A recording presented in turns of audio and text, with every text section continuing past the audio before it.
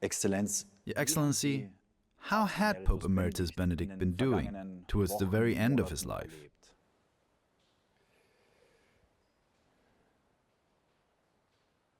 Ist ja eigentlich gegen seine Auffassung sehr alt geworden. Contrary to what he thought, he lived to a ripe old age. He was convinced that after his resignation, the good Lord would grant him just one more year. No one was probably more surprised than he was to see that this one more year turned out to be quite a few more years.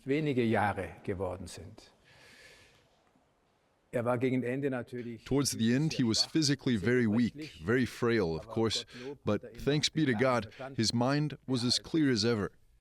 What was painful for him was to see his voice became quieter and weaker.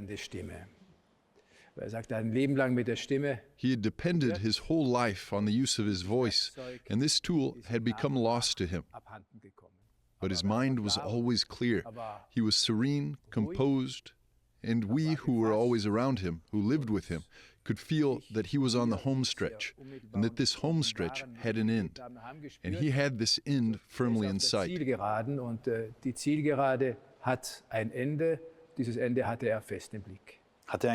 Was he afraid of dying? Hat nie von Angst gesprochen. Hat immer wieder gesprochen vom Herrn. He never spoke about fear. He always spoke about the Lord, of his hope that when he would finally stand before him, he would show him mildness and mercy, knowing, of course, about his weaknesses and his sins, his life. But, as St. John said, God is greater than our heart. Gott ist größer auch als unser Herz.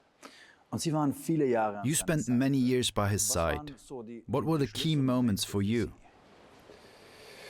Ja, es hat begonnen als Mitarbeiter in der Glaubenskongregation, als Präfekt war in einer. Well, for me, everything started when I became a staff member of the Congregation for the Doctrine of the Faith. When he, Cardinal Ratzinger, was the prefect. I then became the secretary. That was supposed to last a few months at most, but in the end it lasted 2 years. Then John Paul II died, and Joseph Ratzinger became Pope Benedict XVI. I spent all those years as secretary by his side, and then, of course, also during his time as Pope Emeritus. He was longer a Pope Emeritus than a reigning Pope.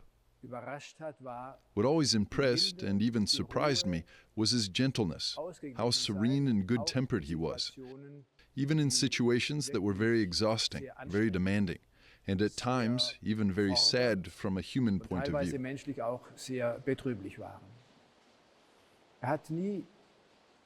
He never lost his composure, he never lost his temper. On the contrary, the more he was challenged, the quieter and poorer in words he became. But this had very good and benevolent effects on those around him. Aber das hat auf die Umgebung sehr gute und wohlwollende Wirkung gehabt. He was, however, not at all used to large crowds. Of course, as a professor, he was used to speaking in front of a large, even a very large audience of students. But that was him as a professor speaking to students. Later, as Pope, all these encounters with people from different countries, their joy and enthusiasm, were, of course, a very different experience. He had to get used to it, and it wasn't easy to find the right way. But he didn't let some media coach tell him what to do. He simply and naturally took on the task, and finally, as I can say, grew into it. Also überhaupt nichts von irgendeinem Mediencoach vorsagen lassen, sondern ganz einfach und ganz natürlich diese Aufgabe übernommen und ist da, so darf ich wohl sagen, also wirklich hereingewachsen. So we were talking about his mildness, how he dealt with those around him. Can you give us an example? Ich kann mich gut erinnern an eine Begegnung mit einer Reihe. I remember a meeting with bishops and cardinals during his time as prefect of the Congregation for the Doctrine of the Faith. The topic was such that things got heated relatively quickly, both in terms of content and also verbal statements. Italian had to be spoken since it was the common language. And I could see that the Italian native speakers were, of course, quicker and stronger, showing even slight spurts of aggression. In his very simple, somewhat quiet manner, he first toned down the aggressive atmosphere. trying to get from tone to content. He simply said, the arguments are either convincing or they are not convincing. The tone can either be disturbing or helpful. I suggest we help each other to take down the tone and strengthen the arguments. Argumente sind überzeugend oder nicht. Der Ton kann störend sein oder hilfreich. Ich bitte, dass wir uns gegenseitig helfen, den Ton herunterzunehmen und die Argumente zu stärken. Can you tell us more about him as a person? How did he understand the papal office? After all, he was a human being having to deal with that sort of task. Also das Letzte, was gesucht hat und sich gewünscht hat, war sicherlich mit 78 Jahren Papst zu werden. Well, surely the last thing he wished for, desired, was to become Pope at the age of 78. But he became Pope, he embraced it, he saw it as the will of God, and he took this task on. At the beginning, there was some initial momentary insecurity. TV cameras and photographers were just everywhere. And a private life, a normal life, was no longer possible. But I could feel how he simply put himself in this situation, trusting firmly in the help of God, that he would give him the gifts that he had been lacking and he now needed. Trusting that with his natural gifts, but also with the help of God, he would be able to carry out the office entrusted to him, managing it in such a way that it would indeed be for the benefit of the whole Church and the faithful. Amt so ausführt und so bewältigt, dass es tatsächlich zum Nutzen der ganzen Kirche und der Gläubigen sein wird. At the beginning, you said that the word, the spoken but also the written word, was his tool, so to say. Which of his writings, his encyclical letters, his books, are important for you personally? Als Papst hat ja 3 Enzykliken geschrieben, man kam 4. As Pope, he wrote 3 encyclical letters. The 4th was written together with Pope Francis and then also published by Pope Francis, Lumen Fide, on the faith. I must confess that Spe Salvi is the encyclical that has given me personally the most spiritual nourishment. Geistliche Nahrung gegeben hat und von der ich glaube, dass sie auch. And I also believe that of all of his important encyclical letters, this one will ultimately win the race. I started reading his work when I was still a student in seminary and in Freiburg. I read all of it. And that, of course, influences one's spiritual growth. I think that one of the things that will remain is certainly the Jesus trilogy. Originally, it was supposed to be only 1 volume. He started it when he was a cardinal, and he finished the first volume as Pope. And he thought that the good Lord would only give him strength enough for the first book. He wanted that, among the writings that were published under his name, besides the official texts he wrote as Pope, and of course his encyclical letters, for example, the Jesus trilogy, his Jesus book in 3 volumes, would be seen as his spiritual and intellectual testament. He started writing it as a cardinal, and then continued as Pope. At the beginning he said, "It's now time for me to finish. Who knows how long my strength will last?" Und sie reichten und hat beim 2. Band angefangen und so weiter. His strength did last. He started the 2nd volume and so on. These 3 volumes contain his whole personal being as a priest, a bishop, a cardinal, and a pope, but also all of his theological research, his whole life of prayer, in a form which, thanks be to God, can be easily understood, a form which is written at the highest academic level, but will also, for the faithful, be his lasting personal testimony. And exactly that was the intention. With this book, this form of proclamation of the faith, he wanted to strengthen people in the faith, lead them to faith, and open doors to faith. Aber auch Türe zum Glauben öffnen. Und vielleicht für Sie ganz persönlich. Which of these thoughts will you embrace personally? Which ones have helped you the most? Welche werden Sie auch mitnehmen? Also wenn ich auf das Jesusbuch direkt schaue. When I look at the book on Jesus, the crucial thing is that this book doesn't describe something from the past, this one person, even if he is the Savior, but it talks about the present. Christ lived, but he is still alive. Reading this book helps to make the connection, so to speak, with today, with Christ. I don't just read something that happened.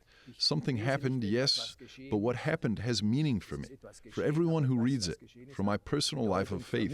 Für jeden, der liest, für mein persönliches Glaubensleben, und das, meine ich, ist etwas. And that, I think, is decisive, is the sense that Joseph Ratzinger, Pope Benedict, does not minimalize, take away or skip anything from what the Church professes as to faith. And that, for me, is something that remains. I've read the first volume several times. I've read it over and over again in order to accompany certain seasons of my life. I can only recommend it. It's very helpful, a true spiritual nourishment. Besser gesagt, immer wieder begleitend gelesen zu bestimmten Jahreszeiten. Das kann ich nur empfehlen. Das ist eine große Hilfe, eine geistliche Nahrung. Das klingt auch danach, dass er selbst aus diesen Überzeugungen heraus. How did you perceive him? How did he live his faith? Auch, wie hat er seinen Glauben gelebt? Das Erste ist, er hat den Glauben vermittelt bekommen von seinen Eltern in einer ganz natürlichen. The faith was transmitted to him by his parents in a very natural, very normal way, and it had a very strong influence on him. What he received from his parents and later from his teachers, his spiritual teachers, was then deepened in his own life, above all through his studies, but also through his lectures. And what he had deepened in such a way became his own life of faith. I always had the impression, and I don't think I'm the only one, that what Professor Ratzinger, Bishop Ratzinger, Archbishop and Cardinal Ratzinger and Pope Benedict said was not something to be recited because it was part of the office. Der Professor Ratzinger sagt, oder der Erzbischof Ratzinger, der Kardinal. It was, so to speak, flesh of his flesh. It was what he believed and what he wanted to pass on, so that he could pass on this flame to others and make it burn brightly. Das ist das, was er glaubt und das, was er weitergeben möchte, und dass er diese Flamme auch anderen geben möchte, und er möchte, dass es lichterloh brennt. Aber bleibt einem Papst überhaupt Zeit? Does a pope have time for prayer, for silence? Es ist immer eine Frage der Einteilung der Zeit.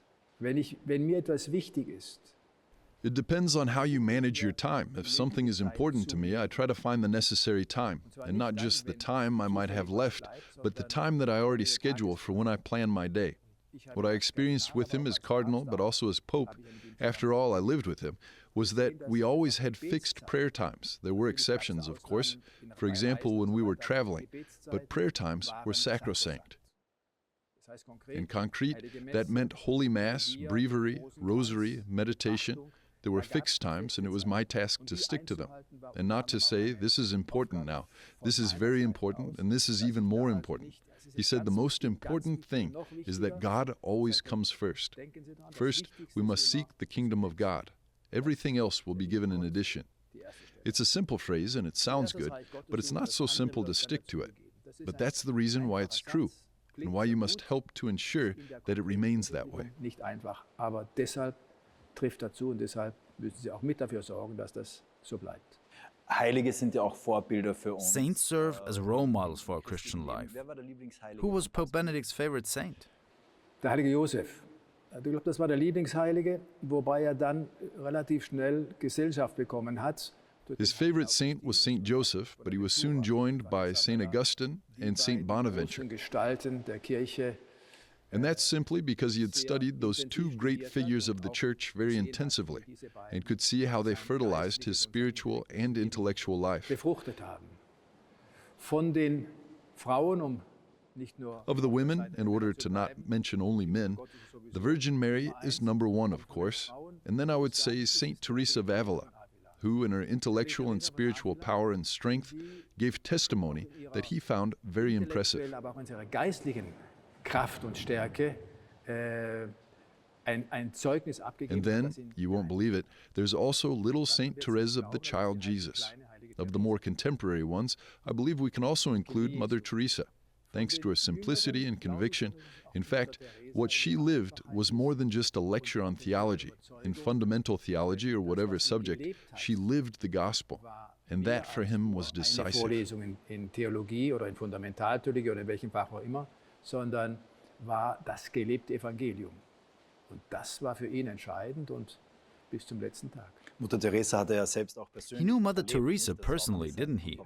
Yes, he met her in 1978 at the Katholikentag in Freiburg. I happened to be there too. He had just been Archbishop for a year, and I had been in the seminary for a year. Mother Teresa was there in Freiburg's cathedral, and so was the Cardinal of Munich and Freising, Joseph Ratzinger. Sehr schön. auf einer kirchlichen oder How did Joseph Ratzinger, how did Pope Benedict shape the church? Papst Benedikt die Kirche geprägt? Er hat ja in seiner Predigt beim Beginn des Pontifikats, As he pointed out in the homily that marked the beginning of his pontificate, when he took up his office, he had no program of governance, no ecclesiastical program. He was merely trying to proclaim God's will, to face the challenges of our time according to God's will. And he wanted to put his whole heart into it. A program wouldn't have been helpful, because back then events moved at an unprecedented speed, even in difficult situations. And to be able to adapt to that was certainly one of his greatest strengths. He was quick in detecting problems, and he knew that they had to be answered with an answer of faith. Not only an answer that had, so to speak, a theological basis, but one that went deeper, stemming from faith itself, being both theologically justified and also convincing. And that's why I think his great contribution, his great support for the believers, was the Word. We've already spoken about the Word being his greatest, his best weapon. How martial that sounds. The Word he could handle, and with the Word he could inspire people and fill their hearts. Mit dem Wort konnte Menschen begeistern und deren Herzen erfüllen. Und was waren so die größten Looking back on his Herausforderungen? pontificate, what were the greatest challenges he had to face? Es war ganz klar, ganz am Anfang, die Herausforderung A war das, was mit Relativismus bezeichnet. It was very clear from the beginning that the greatest challenge was what he called relativism. The Catholic faith and the Catholic Church are convinced that in Jesus Christ, the truth was born and became flesh. I am the way, the truth, and the life. Dass eben der Relativismus letztlich sagt, das, was ihr wollt, die Wahrheit verkünden, das ist gegen die Toleranz. And relativism ultimately says, the truth you proclaim is against tolerance. You do not tolerate other convictions. That is, within Christianity, as far as the question of ecumenism is concerned, you do not tolerate other religions. You think little of them. Ernst nehmen und annehmen.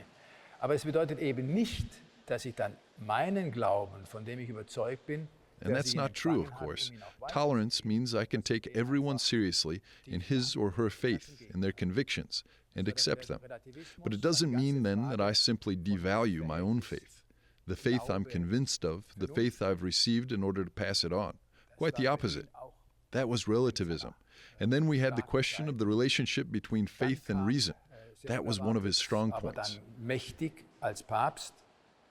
Hatte da als Kardinal ja seine Erfahrung. And then when he was Pope, came unexpectedly but very powerfully the whole question of abuse, a challenge that came in such a powerful way one would have never expected.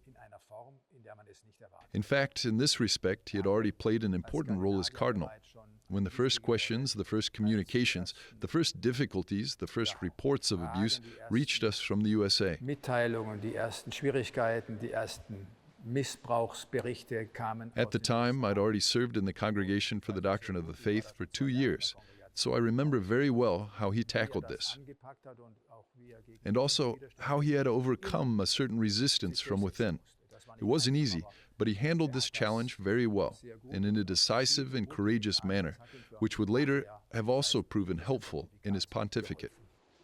Und das andere, das Letzte, wenn ich das sagen darf, meine ich schon, hat immer wieder gesagt, he always used to say, there are important topics, but the most important one is the faith in God. That is the center around which his preaching, his papacy, and his papal ministry evolved. The conviction that I must proclaim my faith in God. That is essential. Was war denn das Zentrum, das herum sich seine Verkündigung, sein Papstamt? Others can do other things, but the main goal, the main task of the Pope is precisely that.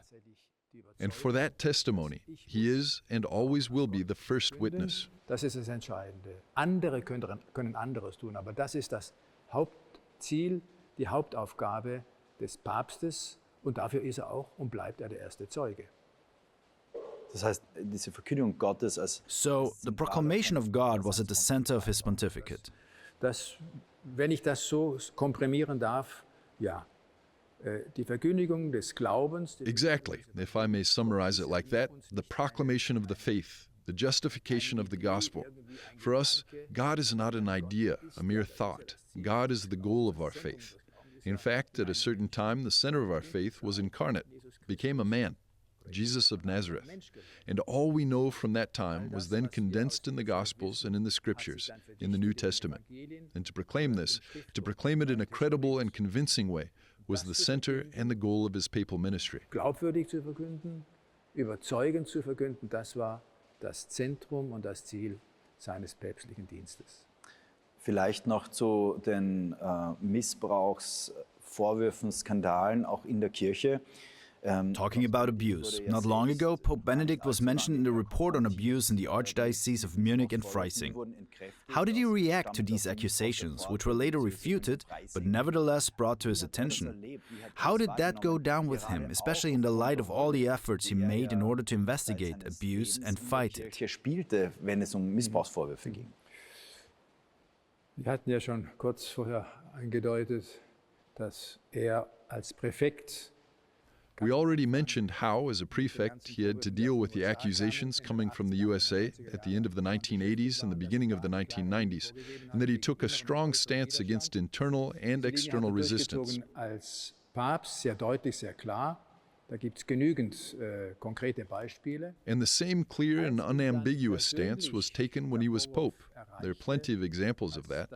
When he was then personally accused of mishandling sexual abuse cases during his time as Archbishop of Munich and Freising from 1977 to 1982, it really came as a surprise to him. Hat sich sehr verwundert. Wurde gefragt, ob bereit ist, He was asked whether he would agree to answer questions regarding the investigation, which reviewed the management of a succession of archbishops, from Cardinal Faulhaber to the actual archbishop. And he said, "I'm in. I've got nothing to hide." Had he said no, one could have thought he was hiding something. They sent us many questions, and he answered them. He knew he hadn't done anything wrong. He stated everything he could remember. It's all in the report. During the drafting of our statement, we made a little mistake. It was not a mistake on Pope Benedict's part, but an oversight of one of our collaborators, who immediately apologized to him. Und wie gesagt, es war dann damals, auf unserer Seite, ist also bei der Abfassung. He said that it was his mistake, that he got a date wrong regarding the presence or absence at a meeting. It was immediately published and immediately corrected, but the narrative that the Pope had lied unfortunately remained. And that was the only thing that really shocked him, that he was called a liar. It's simply not true. Das wurde auch dann sofort publiziert, es wurde auch dann sofort berichtet. He then wrote a personal letter. He said that this would be the last word on the matter, and that after that letter, he would no longer comment. Who doesn't believe him or doesn't want to believe him doesn't have to do so. But whoever looks at the facts honestly and without bias has to say the accusation of being a liar is simply untrue.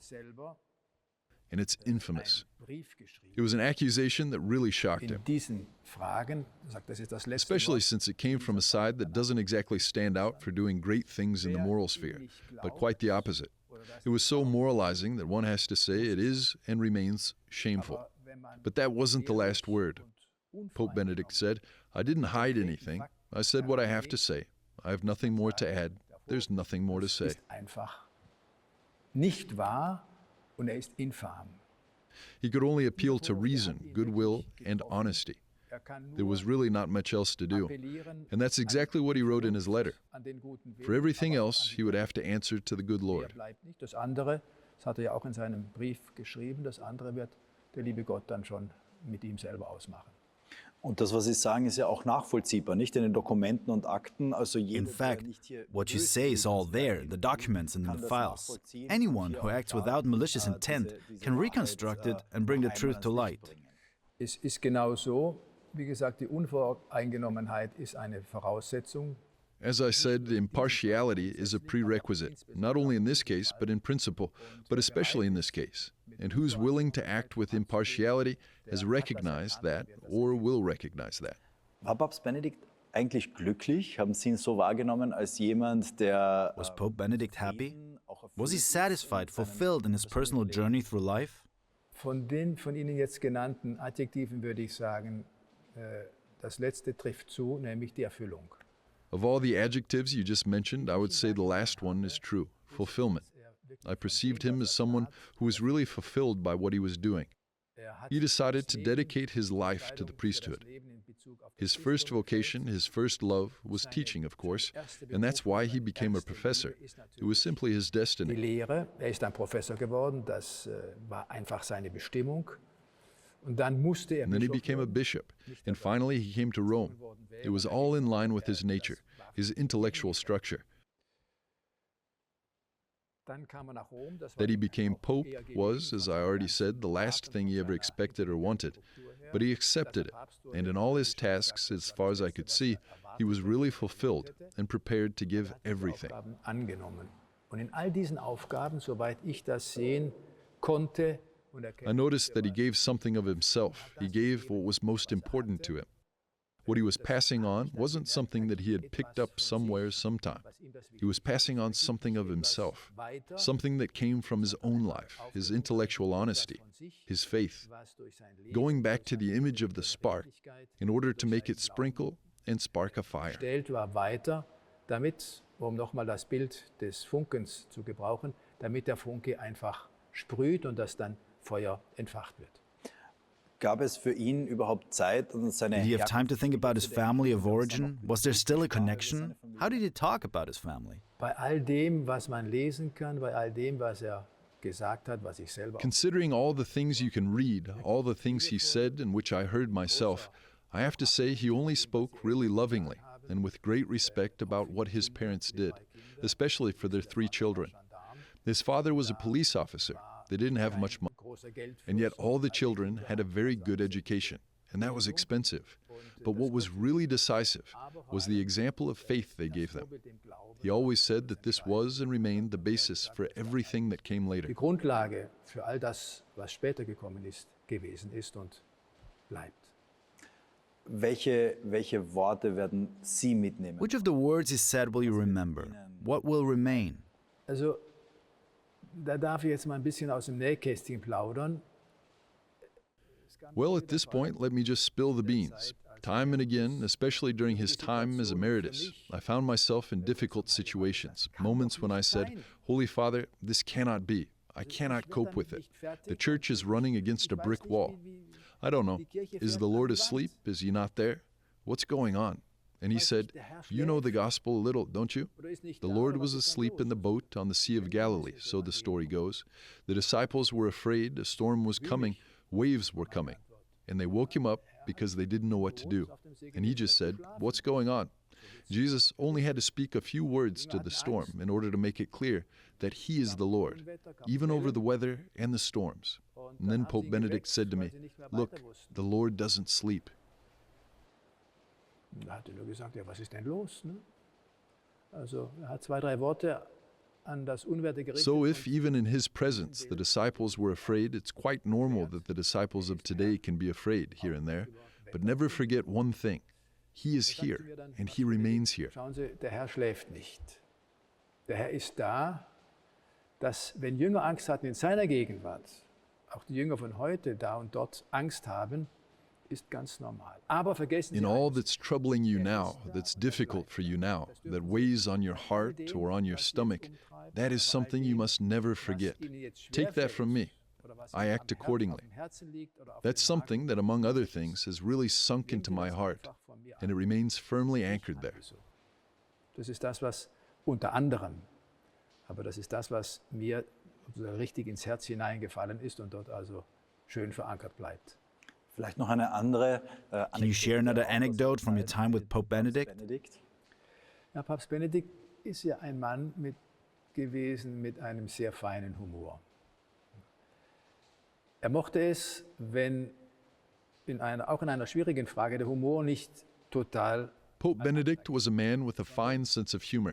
He liked it when, even in difficult questions, humor was not totally shelved, since it can provide a sort of grounding, but also a sort of wire that leads us upwards. Zeichnet.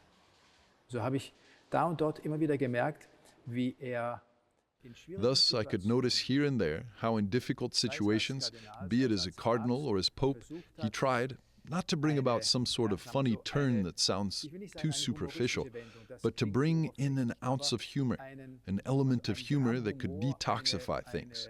And that has proven very precious for my own life in some difficult situations, and I'm very grateful for that. Das hat mir für mein eigenes Leben, auch für manche schwierige Situationen viel gegeben, wofür ich sehr dankbar bin. Santo subito. Santo subito, saint right away. So war zu lesen bei der Beerdigung von Johannes Paul II. That was the message we could read at the funeral of John Paul II in St. Peter's Square. I remember it all too well. There were many signs and also large painted posters with the caption, Santo subito. Bemalte Plakate, Santo subito. Ich believe it will go in this direction. gehen wird. Exzellenz, herzlichen Dank für das Gespräch. Excellency, thank you very much for the Zeit genommen interview. haben. Thank you for having me.